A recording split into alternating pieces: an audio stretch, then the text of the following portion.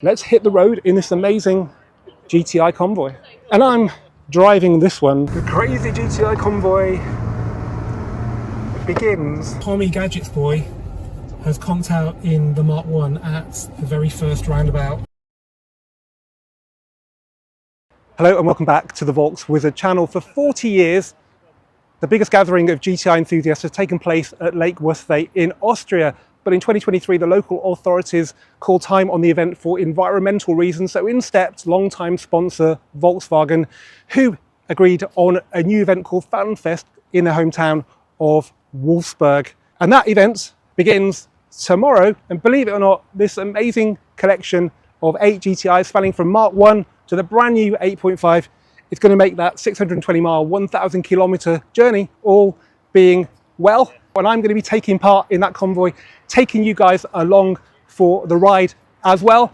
But before I give you a tour of these cars and we hit the road, I'd just like to remind you guys how you can support the channel. The easiest way to do that is simply to subscribe. We're still getting a lot of views from non-subscribers. It's great to get those views, but it'd be even greater if you guys could subscribe as well. I'm sure you know what to do by now. Okay, let's start off then with the Mark 1 A651 FEJ. Has been a long-term member of the Volkswagen Heritage fleet. It's a campaign 1983 Mark 1 Golf GTI 1800 Pirelli P wheels. Nice car, very famous car. Originally had a body kit and gold wheels. It was returned to standard in about 2004. This car you probably haven't seen before. It was bought off Collecting Cars by Mike, who's in charge of the Volkswagen press office. It's a 1991 model year, power steering, big bumper, 8-valve GTI. It's done 27,000 miles or something. It's a really nice car. I see a lot of cars for sale, Mark 2s, and most of them I can sort of slate.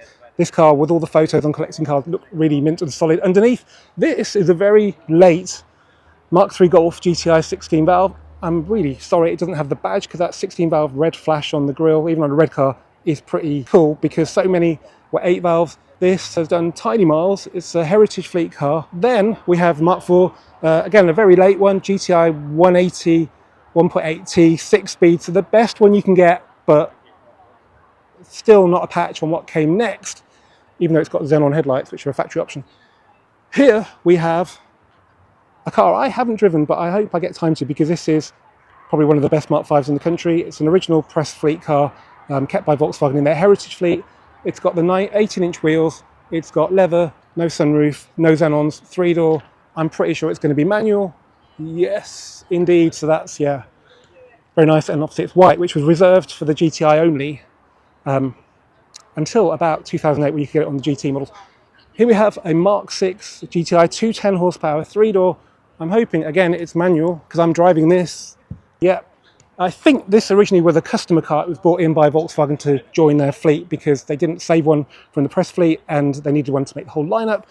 And then we have, probably in a lot of people's eyes, the best Golf ever, 7.5 GTI Performance DSG 5-door pan roof, which we won't talk about right now.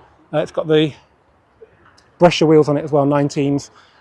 I haven't driven that either. And then we've got this base spec Moonstone Grey 8.5, which hasn't got any options on it, so it sits at 38,900 on the road. Probably not the car you're most interested in, because this one is the spec you want. So we've got the Queenstown wheels, sunroof, dynamic chassis control, and I'm driving this one to Belgium, so that'll be a standalone review video all in due course. So yeah, let's hit the road in this amazing GTI convoy.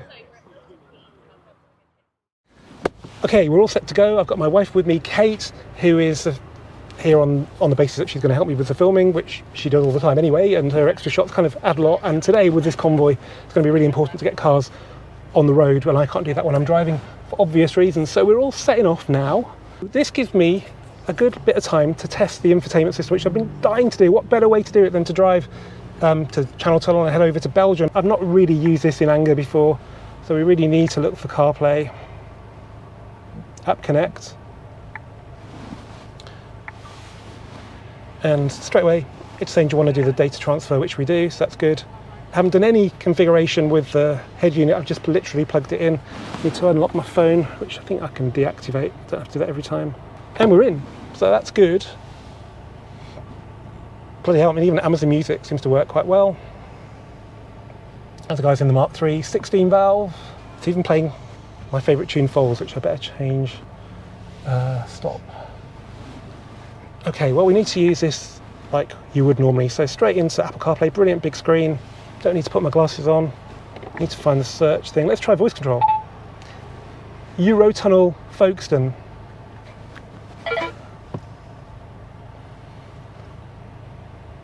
Well, straight away, voice control, Eurotunnel, Le Shuttle, passenger check-in, Folkestone, go now. Sometimes when it's slow, it's to do with the network or your phone. Let's get started. Drive safely. That's pretty good. Turn so right. 2.5 hours, arrival 11:15. We'll see if that's the case. I want to see the routes. Yeah, it's taken us clockwise on the M25. That's what we thought we'd do. One thing that's always not worked properly is BBC sounds on whatever car. So I'm maybe hoping a bit much for it to work on this one. Let's see. Let's try and play some Radio 4. Bloody hell.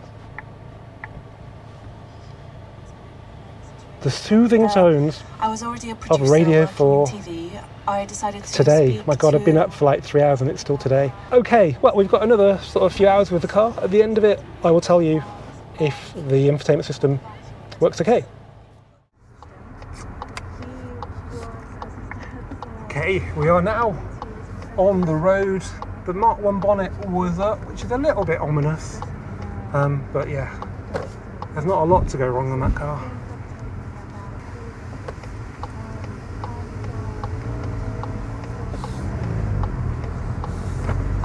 The crazy GTI convoy begins.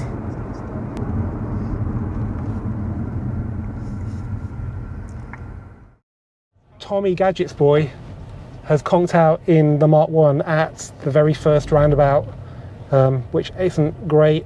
It's still quite busy here, even though it's gone 9 o'clock. It's just coming up to 9 o'clock.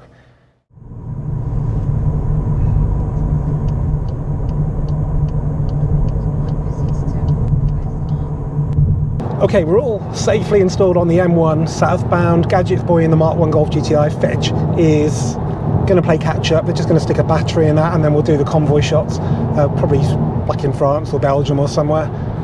But at the moment we have got not a bad shot of everything by the Mark 1. That's a serious convoy. I'd probably crash if I saw this. Slight problem. And it's easily fixed by deactivating traffic sign recognition, or there's another name for it, speed limit preview. Sitting in the roadworks, perfectly happy at 50 miles an hour, and it decides, as you can see by the traffic sign there, that we're now in a 70 zone. Well, if you look at the windscreen, you can see it's 50. We haven't had 70 for a very long time, and I just wondered why the car was suddenly getting faster, and that was why. So. Yeah, but I wouldn't say this is necessarily an issue with an 8.5 or even the 8. Traffic sign recognition is a flawed system, and the first thing you need to do with a car is just turn it off. And I'll find a way of doing that on the infotainment system that won't take all day, I hope. Okay, let's try and deactivate speed limit preview. I've never done this before on an 8.5. Again, no, press that. Okay. Assist systems. Lane assist hasn't really annoyed the hell out of me yet. So we'll leave that on. Speed limiter. Let's just have a look at that. It's not that. Adaptive cruise control, it's in there normally. Speed limit response. Let's turn that off.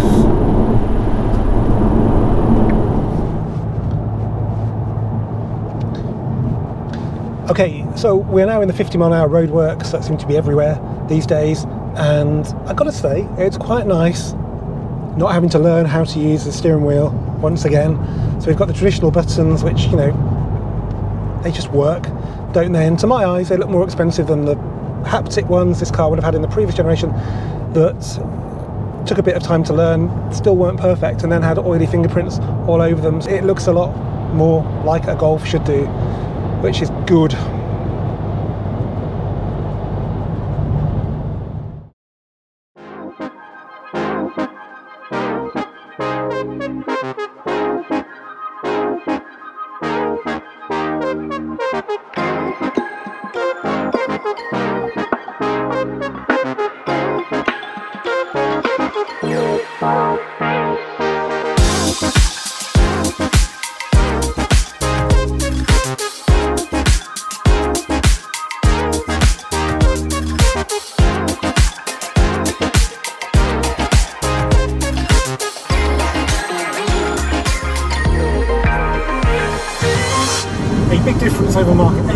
was that had a haptic button on the steering wheel that you had to press sort of gently to get increments of 1 mile an hour and harder to get 5 miles an hour. It's a bit hit and miss. Now they've reverted to the old Mk7 system of up and down in 5s with plus and minus, and then res and set for going up and down 1 mile an hour. That is what you call progress. Going backwards for progress. Okay, quick sit rep then. We've been driving for 2 hours, 20 minutes. We've done 83 miles. Yes, the traffic has been pretty bad. Average speed 36 miles an hour. 43.2 to the gallon though, so that's not the most efficient way to travel, and it's done pretty well. Infotainment system's been great. Just a little glitch with the cruise control, which is easily fixed. It isn't the fault of the car. I'm enjoying this car. Little things like the slightly revised graphics on the cluster, the nice textured metal, which doesn't sound very well secured just there actually, make it feel a little bit better. We've got piano black as well, which I didn't have in my Club Sport down here, and we've got Alcantara and sort of fake leather on there, which again I didn't have in my Club Sport, and which lift the ambience of the cabin quite a lot actually. So yeah, so far so good. Have I used more than a quarter throttle yet? Probably not, and that's maybe, you know, quite important. That's why I'm going to do a full review of this car when we get to Wolfsburg and I've been able to dump my 25 kilograms of luggage, so I can actually feel the 20 horsepower increase over the old one.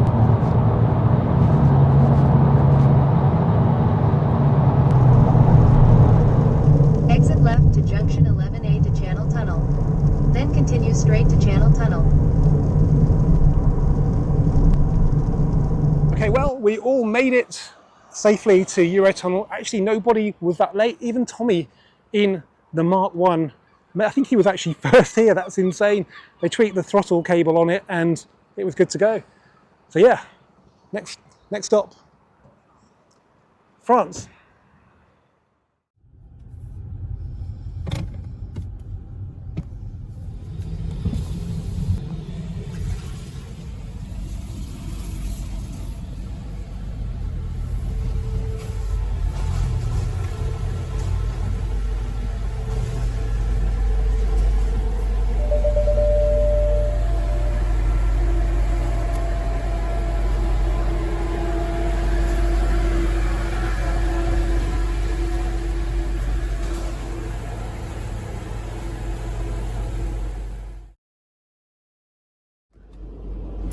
Okay, we're just getting off the Eurotunnel in Calais. I've got TI Hamza in the Mk4 GTI 180 in front of me, and I bet he's not as nervous about his 17-inch Santa Monica wheels as I am with these 19-inch Queenstown on this Mk8.5, the Alfa Romeo style wheel. I could possibly be the first person to curb one on a UK car. All set, let's go. On this Eurotunnel.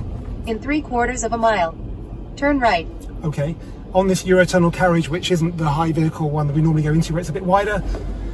But I think we are out now, unscathed. And it's not raining.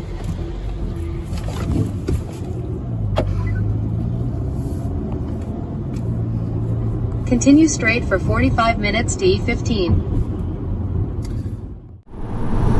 Okay, let's change the speedo from MPH to KPH. Let's see how hard it is. So settings, and then units, and then speed, KMH. Job done. Well, it's 3 o'clock local time. Kate's still smiling, so that bodes well for the 8.5. We are in France. We are sort of in convoy, though there's kind of like everything's jumbled up now. I just need to tell you a little bit about this trip. So this was organised by Volkswagen UK, and it's a big undertaking getting 8 GTIs and about 8 support vehicles all the way to Wolfsburg, kitting them out legally to drive in over here in Europe with vests and 12-volt adapters and charging cables and you name it. Particularly for the older cars, that is much more of an issue. So they've got 3 8.5 as well registered and on this trip, which is pretty impressive considering Autocar haven't even driven this car yet. They're driving it on this trip for the very first time. So yeah, big ups to Grant and Nikki at the Volkswagen press office for doing this. They organised a little event for the 40th anniversary at Milton Keynes 8 years ago, and they couldn't even get every GTI lined up. There are a few missing. For this trip, not only have they got every GTI, but they're taking them 1,000 kilometres back to Wolfsburg, which is, yeah, very impressive. And so far, yeah, organisation has been spot on.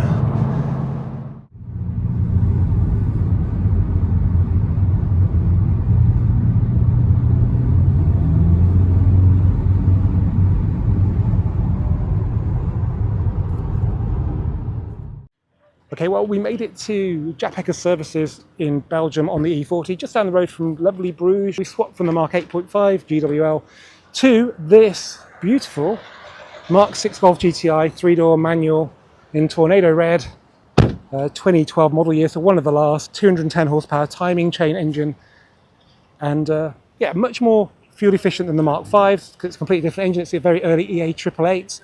Got the Venons with the trick LEDs, which weren't standard, I believe. I think they might have been on edition 35.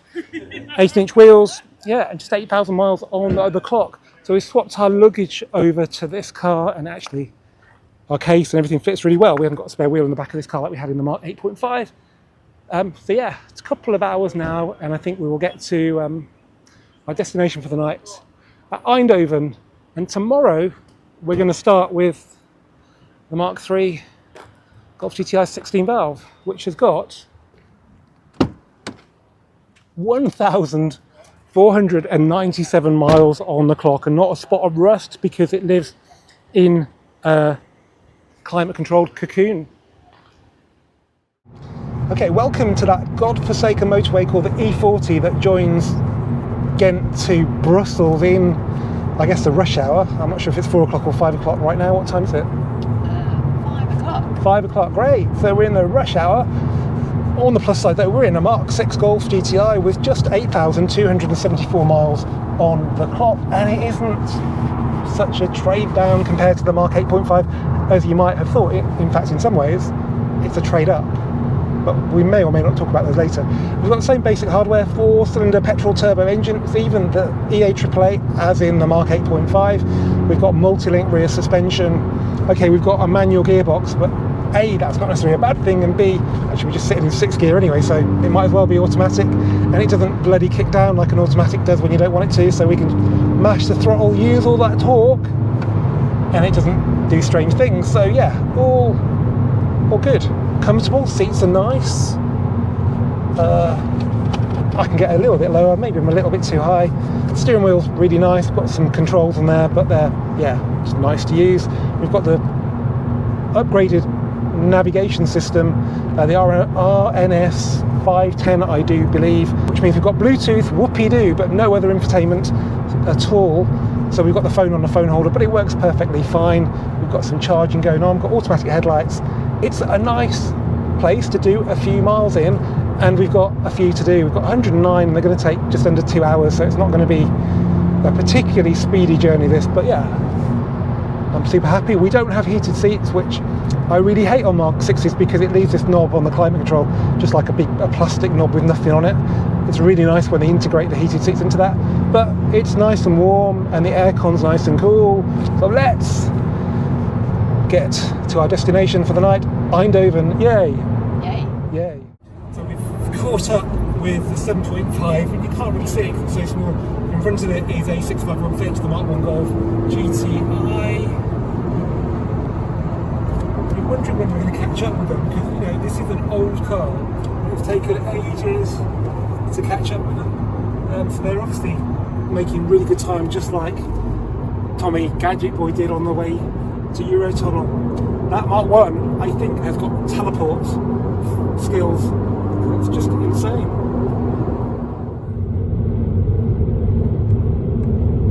Keep right.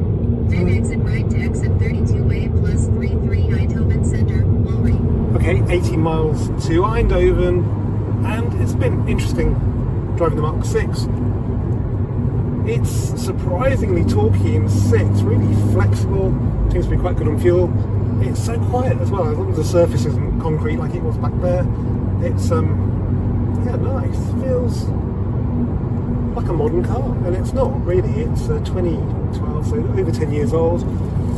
And as well as being probably the best screwed together GTI of the lot, it's also probably the best value right now as well. Mark 7s have come down a lot, but if I only had sort of 6, 7, 8 grand to buy a GTI, I'd buy one of these, because they're usefully newer than a Mark 5, just 2/3 of the age. Here comes the Netherlands, by the way, country number 4 of the day. Today I'm feeling like I've been through 4 countries, dragged through 4 countries. Anyway, yeah, I'm enjoying this. I just hope I'm going to enjoy the Mark 3 as much tomorrow. Okay, it's 7 o'clock Dutch time. We're in Eindhoven. Never been here before, never had a need to, probably never will again, but it looks nice enough. Not long till the hotel, so end of day 1, and it's been good. Tomorrow could be better because we have Mark 3 and then we have Mark 8.5 on the German Autobahn, though generally on a Friday in Germany it's probably slower than our own motorways. Anyway, yeah, so catch you in the morning with a beautiful Mark 3.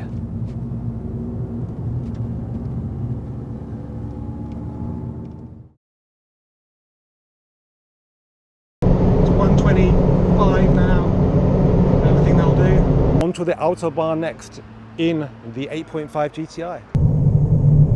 He's on its roof.